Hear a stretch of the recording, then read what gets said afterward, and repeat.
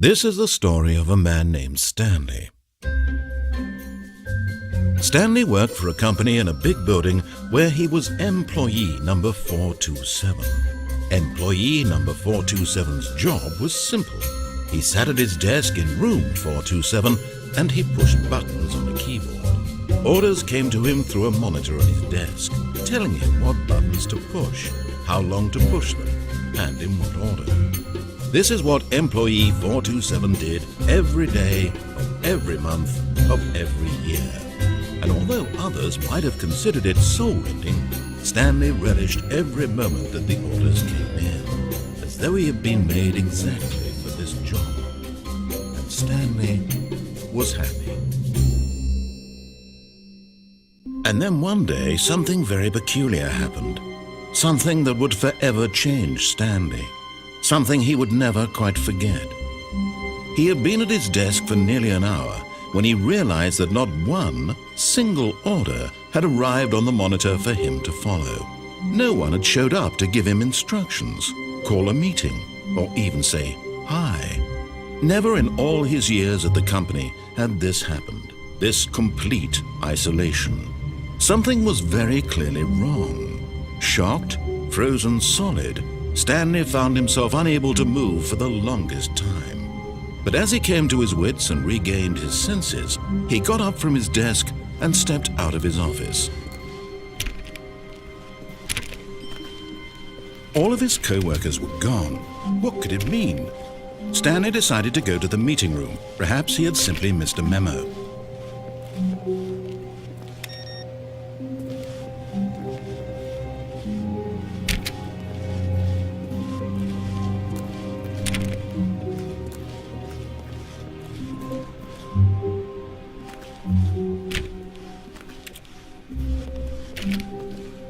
When Stanley came to a set of 2 open doors, he entered the door on his left.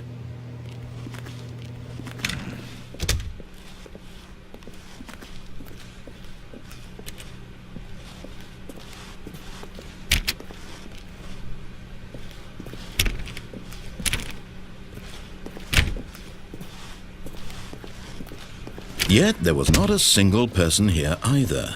Feeling a wave of disbelief, Stanley decided to go up to his boss's office, hoping he might find an answer there.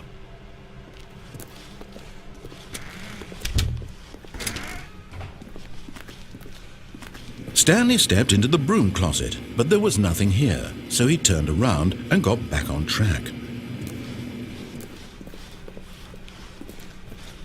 Coming to a staircase, Stanley walked upstairs to his boss's office.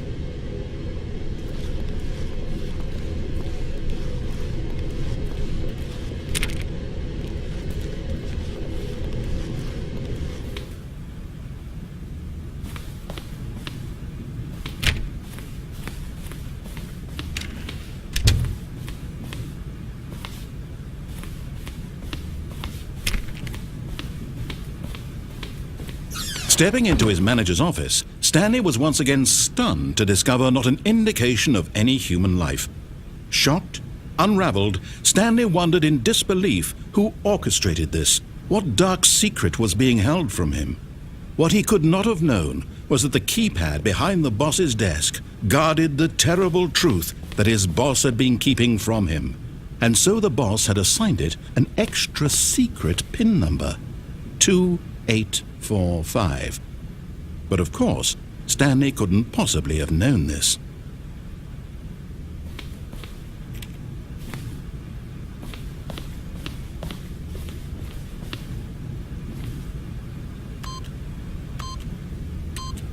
Stanley yet incredibly, by simply pushing random buttons on the keypad, Stanley happened to input the correct code by sheer luck. Amazing. He stepped into the newly opened passageway.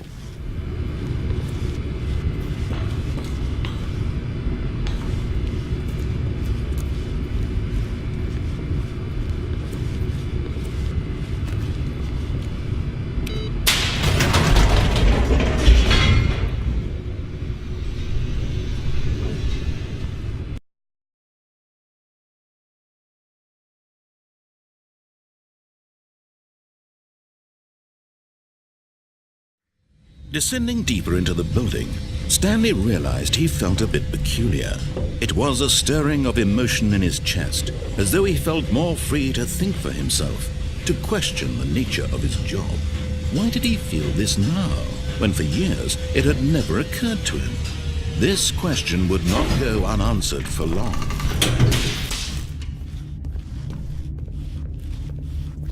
Stanley walked straight ahead through the large door that read Mind Control Facility.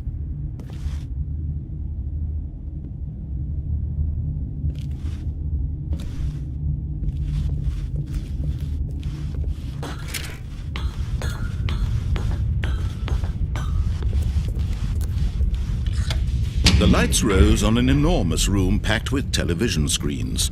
What horrible secret did this place hold? Stanley thought to himself.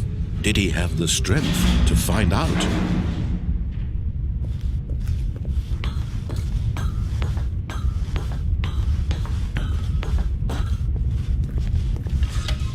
Now the monitors jumped to life, their true nature revealed. Each bore the number of an employee in the building, Stanley's co-workers, the lives of so many individuals reduced to images on a screen, and Stanley, one of them, eternally monitored in this place where freedom meant nothing.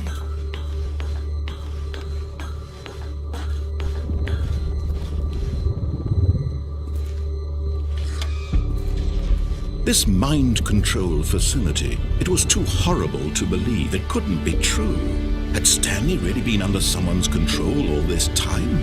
Was this the only reason he was happy with his boring job? That his emotions had been manipulated to accept it blindly?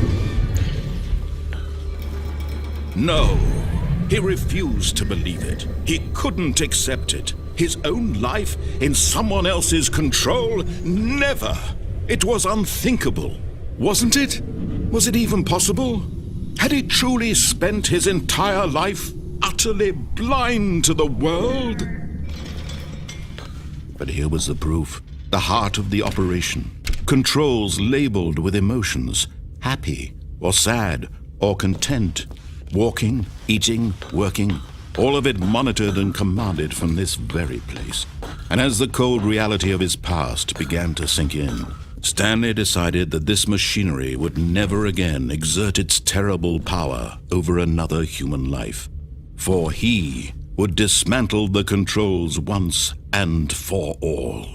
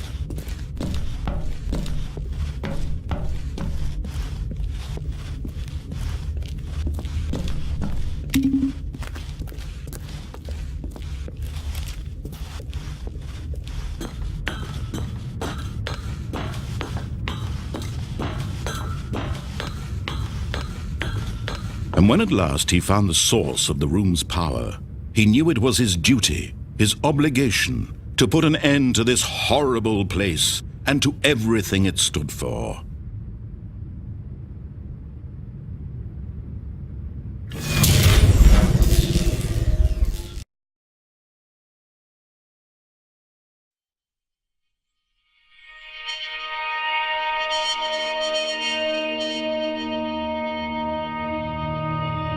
Blackness and a rising chill of uncertainty. Was it over?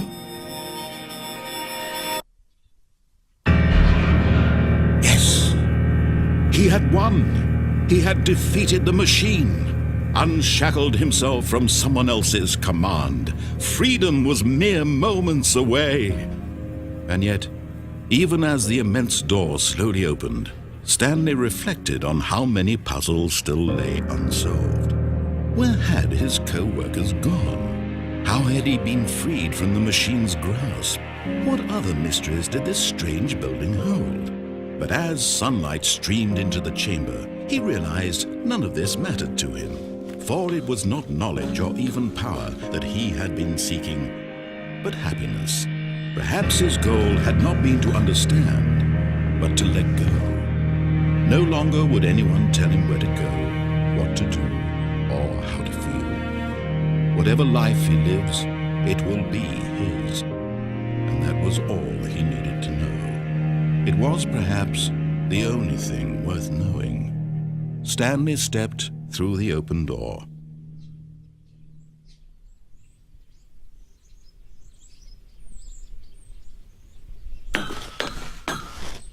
Stanley felt the cool breeze upon his skin, the feeling of liberation, the immense possibility of the new path before him. This was exactly the way, right now, that things were meant to happen. And Stanley was happy.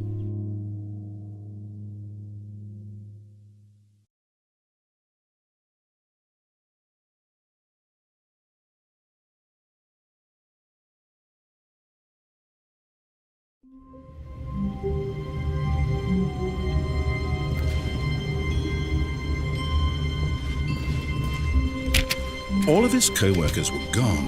What could it mean? Stanley decided to go to the meeting room. Perhaps he had simply missed a memo.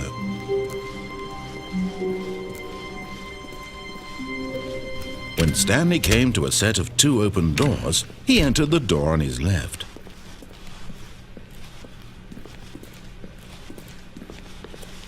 Yet there was not a single person here either. Feeling a wave of disbelief, Stanley decided to go up to his boss's office. Coming to a staircase, Stanley walked upstairs to his boss's office.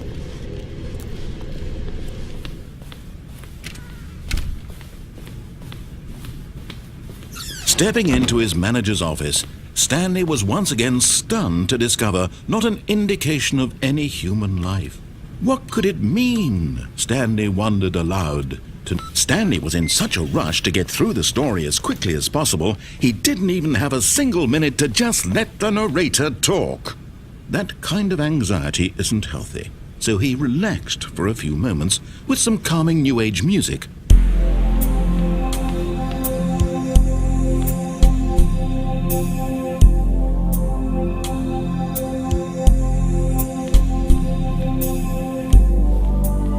Feeling soothed and rejuvenated, Stanley calmly walked forward into the opened passageway.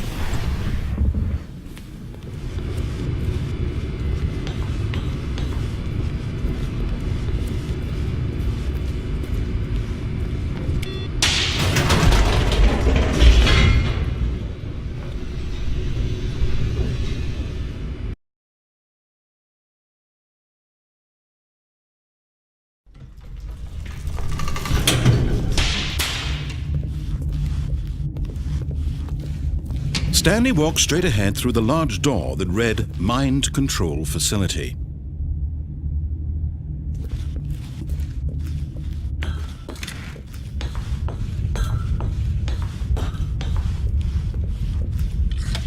The lights rose on an enormous room packed with television screens. What horrible secret did this place hold? Stanley thought to himself. Did he have the strength to find out?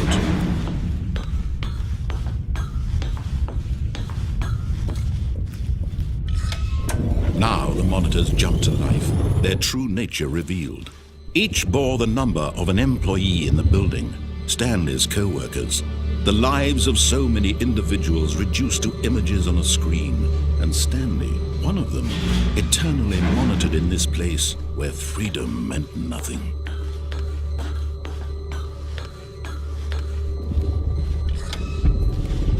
This mind control facility, it was too horrible to believe. It couldn't be true. Had Stanley really been under someone's control all this time? Was this the only reason he was happy with his boring job? That his emotions had been manipulated to accept it blindly? No. He refused to believe it. He couldn't accept it. His own life in someone else's control? Never. It was unthinkable. Wasn't it? Was it even possible? Had he truly spent his entire life utterly blind to the world? But here was the proof. The heart of the operation. Controls labeled with emotions. Happy or sad or content. Walking, eating, working. All of it monitored and commanded from this very place. And as the cold reality of his past began to sink in, Stanley decided that this machinery would never again exert its terrible power over another human life. For he would dismantle the controls once and for all. Oh, Stanley, you didn't just activate the controls, did you? After they kept you enslaved all these years, you go and you try to take control of the machine for yourself. Is that what you wanted? Control? Oh, Stanley, I applaud your effort, I really do. But you need to understand, there's only so much that machine can do. You were supposed to let it go, turn the controls off, and leave. If you want to throw my story off track, you're going to have to do much better than that. I'm afraid you don't have nearly the power you think you do. For example, and I believe you'll find this pertinent, Stanley suddenly realized he had just initiated the network's emergency detonation system. In the event that this machine is activated without proper DNA identification, nuclear detonators are set to explode, eliminating the entire complex. How long until detonation then? Let's say 2 minutes. Now this is making things a little more fun, isn't it, Stanley? It's your time to shine. You are the star. It's your story now. Shape it to your heart's desires. Oh, this is much better than what I had in mind. What a shame we have so little time left to enjoy it. Mere moments until the bomb goes off. But what precious moments each one of them is.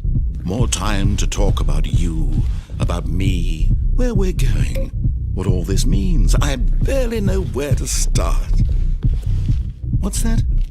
You'd like to know where your co-workers are? A moment of solace before you're obliterated?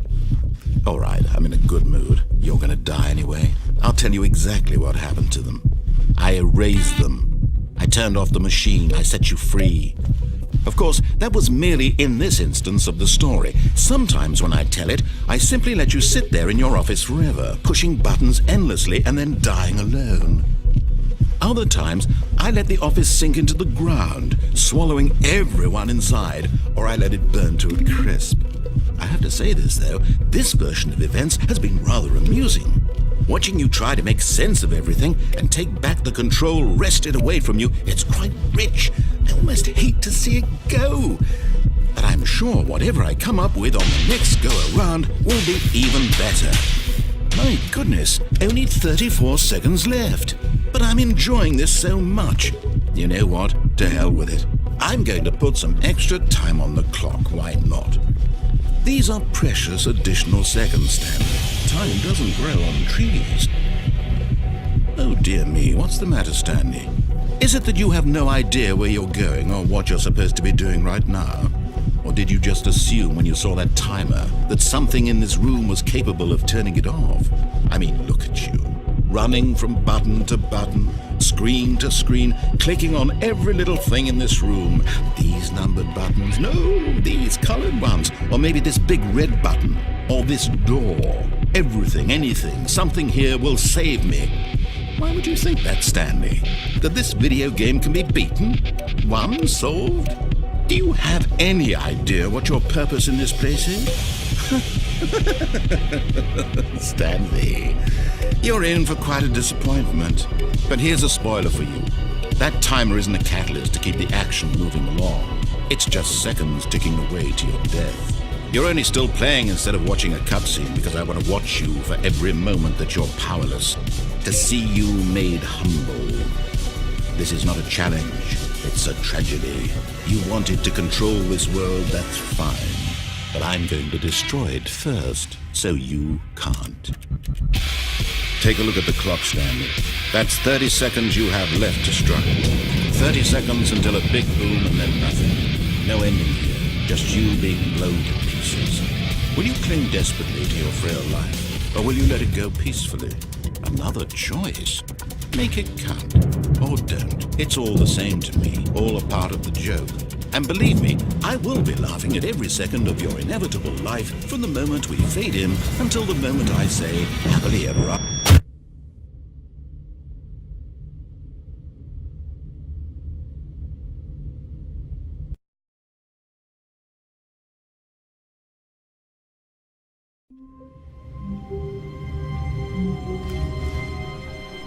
All of his co-workers were gone. What could it mean? Stanley decided to go to the meeting room. Perhaps he had simply missed a memo.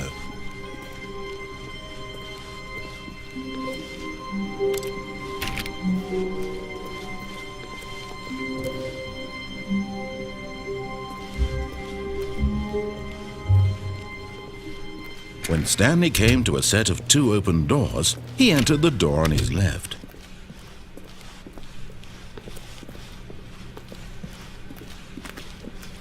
Yet there was not a single person here either. Feeling a wave of disbelief, Stanley decided to go up to his boss. Oh no, no, not again. I won't be part of this. I'm not going to encourage you. I'm not going to say anything at all. I'm just going to be patient and wait for you to finish whatever it is you enjoy doing so much in this room. Please take your time. Coming to a staircase, Stanley walked upstairs to his boss's office.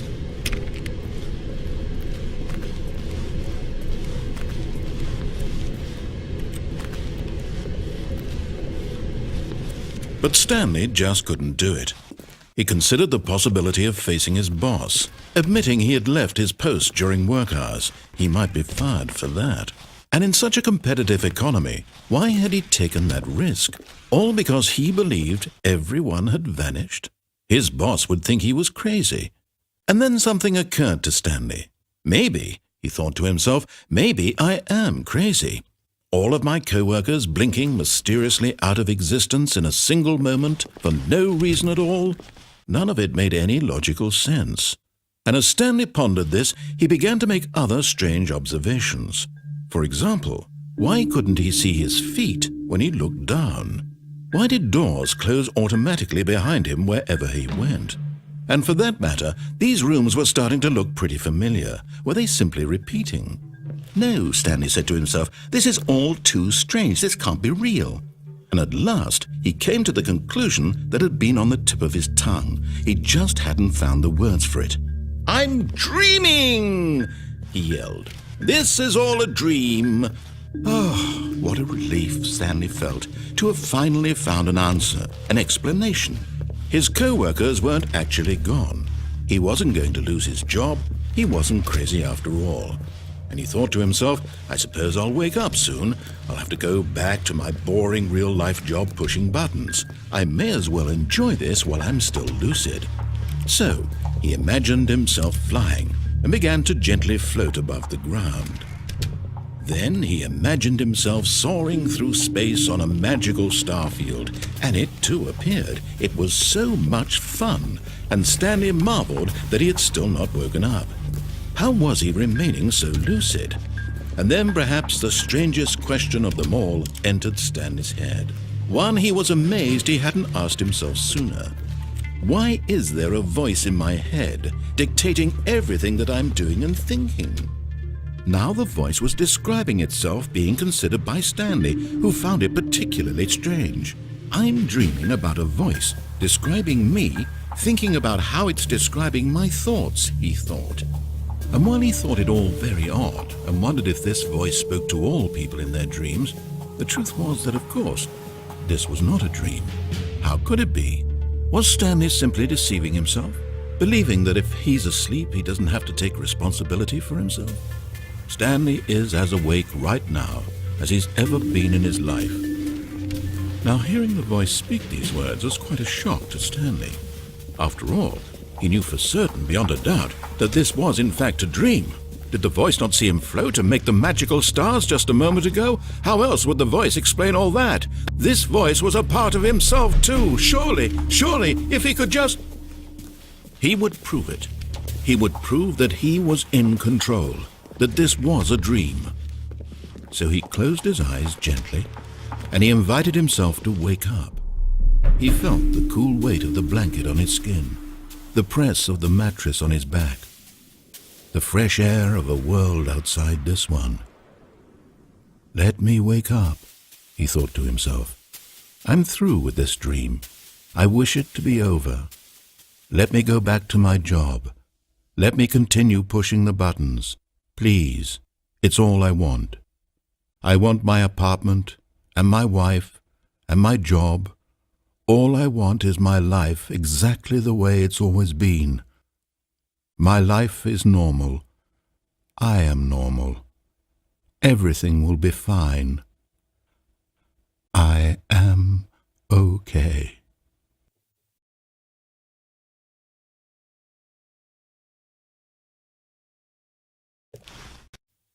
Stanley began screaming. Please, someone, wake me up. My name is Stanley. I have a boss. I have an office. I am real. Please, just someone tell me I am real. I must be real. I must be. Can anyone hear my voice? Who am I? Who am I? And everything went black.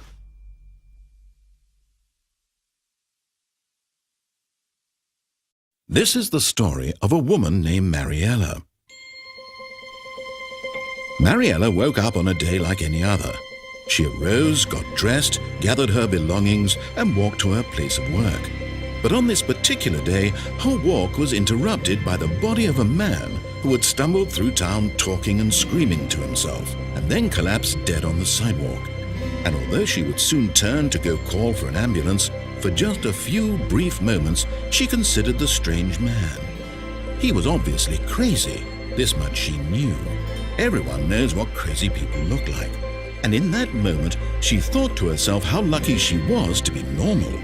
I am sane. I am in control of my mind. I know what is real and what isn't. It was comforting to think this, and in a certain way, seeing this man made her feel better. But then she remembered the meeting she had scheduled for that day. The very important people whose impressions of her would affect her career, and by extension, the rest of her life.